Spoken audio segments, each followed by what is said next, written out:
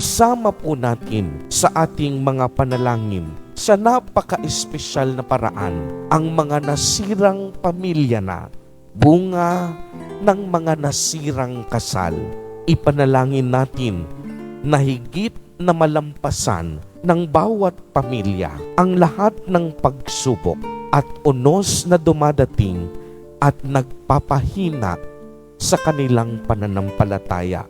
Kagaya po ng banal na mag-anak, si San Jose bilang ama, si Santa Maria bilang ina, at si Jesus Nazareno bilang kanilang anak, ay magkabuklod-buklod nawa tayo ayon sa diwa ng tunay na pagmamahalan at isantabi natin ang lahat ng poot, hinanakit, pangamba at pagkamakasarili na siyang sanhi ng pagkasira ng kasal at ng pamilya.